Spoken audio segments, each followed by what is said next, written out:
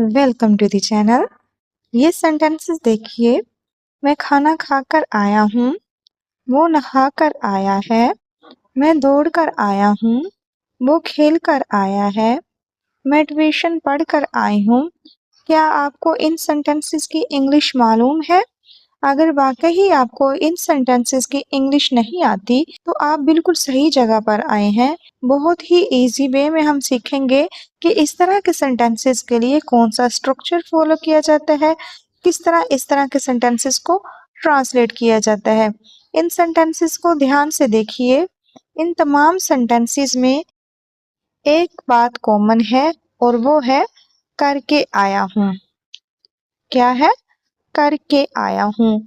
हर sentence में ये common है। जैसे मैं ट्यूशन पढ़कर आया हूँ, मैं खाना खाकर आया हूँ। यानी इसका मतलब ये है कि पहले कोई काम मुकम्मल हुआ, फिर उसके बाद आने का अमल हुआ।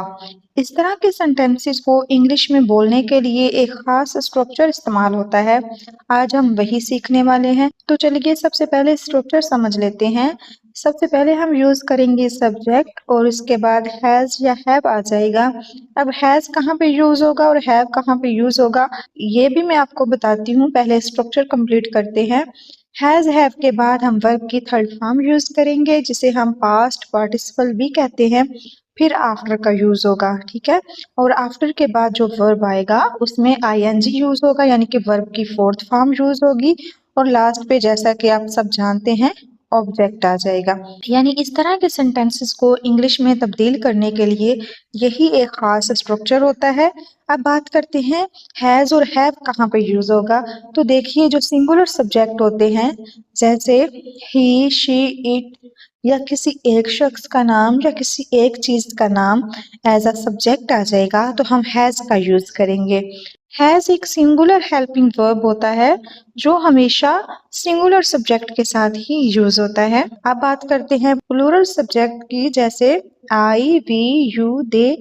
दो या दो से ज्यादा लोगों की अगर बात होगी तो हम हैव का यूज करेंगे। यानी हैज जो है सिंगुलर सब्जेक्ट के साथ यूज होगा और हैव जो है ज्यादा लोगों की जब बात होगी तब यूज करेंगे। यहाँ तक आपको तमाम बातें अच्छी तरह से समझ आ गई होंगी। अगर आप हमारे चैनल पर न्यू आए हैं तो हमारे चैनल को सब्सक्राइब करना बिल्कुल ना भूलें। वीडियो को लाइक भी करें और शेयर भी करें, खास तौर पर अपने दोस्तों और रिश्तेदारों के साथ, अगर उन्हें भी इस तरह की क्लासेस अच्छी लगती हैं तो। अब हम एग्जाम्पल्स की मदद से इस स्ट्रक्चर को समझेंगे, क्योंकि एग्जाम्पल्स के बगैर किसी भी चीज को अच्छी तरह से समझना मुश्किल होता है।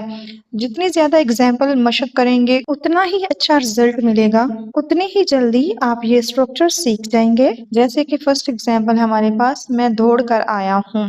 करके आना यानी मैं कोई काम मुकम्मल कर चुका हूँ और उसके बाद आया हूँ। मीन्स पहले एक काम मुकम्मल हुआ और उसके बाद दूसरा काम किया गया। तो यहाँ पे कौन सा एक्शन हुआ है? दौड़कर और उसके बाद आने का। तो सबसे पहले हमें सब्जेक्ट लिखना है। तो इस सेंटेंस में सब्जेक्ट है मैं, इसके लिए हम आई यूज करेंगे और आई के साथ क्या यूज करेंगे? हैव का, क्योंकि आई, वी, यू, दे इनके साथ हम हैव यूज करते हैं। नेक्स्ट हमारे सेंटेंस में है आया। आने के लिए हम वर्ब यूज करते हैं कम। अब वर्ब है तो इसकी फॉर्म्स भी होंगी। तो कम की फर्स्ट फॉर्म होती है कम, सेकंड फॉर्म केम होती है और थर्ड फॉर्म इसकी कम ही होती है, ठीक है। फर्स्ट और थर्ड फॉर्म इसकी सेम होती है। तो चूंकि हैज और हैव के बाद हमें वर्ब यूज करना है तो थर्ड फॉर्म में यूज करना होगा। तो कम की थर्ड फॉर्म कम आ जाएगी यहाँ पे, तो सेंटेंस होगा आई हैव कम। अब हमारे स्ट्रक्चर में नेक्स्ट है आफ्टर, तो वो लिख लेंगे और उसके बाद हमें लिखना है वर्ब। तो दौड़ने के लिए हम यूज करते हैं रन। तो रन की फोर्थ फॉर्म होती है रनिंग, RUNNING, ठीक है। याद रखिए रनिंग में एन 2 मर्तबा आता है। सेंटेंस होगा आई हैव कम आफ्टर रनिंग। अब हम इसी तरह एक और एग्जाम्पल देखते हैं, मैं खेल कर आया हूँ। मैंने अभी तक स्ट्रक्चर आपके सामने रखा हुआ है, स्क्रीन से हटाया नहीं। आप आसानी से इसे देखकर सेंटेंस बना सकते हैं। जब आप इस स्ट्रक्चर पर अच्छी तरह अबूर हासिल कर लेंगे फिर हम बगैर देखे भी आसानी से ऐसे सेंटेंसेस बोल सकेंगे। अब इस सेंटेंस को इंग्लिश में कैसे चेंज करेंगे? मैं खेल कर आया हूँ, यानी पहले मैंने खेला फिर मैं आया। जरूरी नहीं कि सिर्फ मैं ही जवाब दूं, आप भी साथ साथ कमेंट सेक्शन में अपना जवाब लिख सकते हैं। तो मैं के लिए लिख देंगे आई के साथ यूज होगा हैव, आई हैव, फिर आ जाएगा आने के लिए कम, आई हैव कम, फिर आफ्टर आ जाएगा आई हैव कम आफ्टर। तो खेलना के लिए इंग्लिश यूज होती है प्ले, तो प्ले की फोर्थ फॉर्म आईएनजी फॉर्म होती है प्लेइंग। सेंटेंस बनेगा I have come after playing. एक और एग्जाम्पल देखिए, वो काम करके आया है। देखिए सेंटेंस से हमें पता चल रहा है कि वो काम करके आया है, यानी कि किसी आदमी की बात हो रही है तो वो के लिए ही यूज हो जाएगा। ही के साथ हैज आएगा क्योंकि ही एक सिंगुलर सब्जेक्ट है। He has come after. अब इसके बाद है काम करना। काम के लिए हम वर्ड यूज करते हैं वर्क, तो वर्क के साथ आईएनजी यूज करेंगे तो वर्किंग हो जाएगा। He has come after working. वो खाना खाकर आया है। यहाँ भी वो जो है लड़के के लिए यूज हुआ है, यानी मेल के लिए, तो ही यूज हो जाएगा। ही हैज कम आफ्टर खाना खाना। इसके लिए ईट वर्ड यूज करेंगे तो ईट के साथ आईएनजी यूज होगा तो ईटिंग हो जाएगा। तो सेंटेंस बनेगा he has come after eating food. अगर आप इसी तरह रोजाना इन सेंटेंसेस की प्रैक्टिस करते हैं तो यकीन माने आपकी इंग्लिश पहले से कहीं ज्यादा बेहतर हो जाएगी और आप में कॉन्फिडेंस लेवल भी बढ़ जाएगा। कुछ ही दिनों में ये सेंटेंसेस खुद ब खुद आपकी जुबान पर आने लगेंगे। अभी क्लास खत्म नहीं हुई, मजीद एग्जाम्पल देखिए।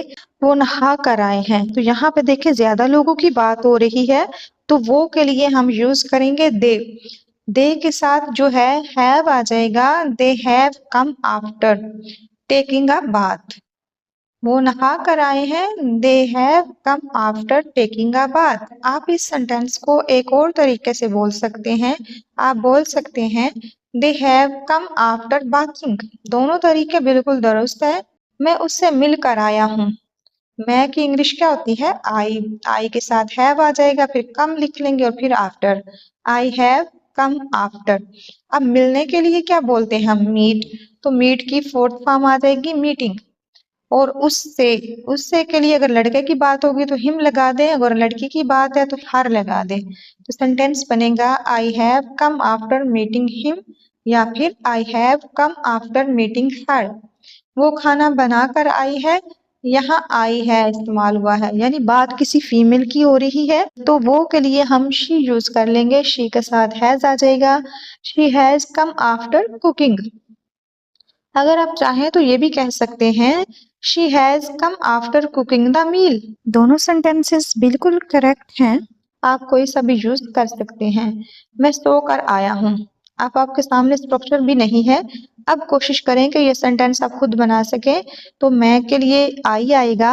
आई के साथ हैव यूज करेंगे एज अ हेल्पिंग वर्ब, फिर कम, फिर after. I have come after. सोने के लिए क्या यूज करते हैं? स्लीप। तो स्लीप के साथ हम आईएनजी का यूज करेंगे, यानी कि स्लीप की फोर्थ फॉर्म यूज करेंगे स्लीपिंग।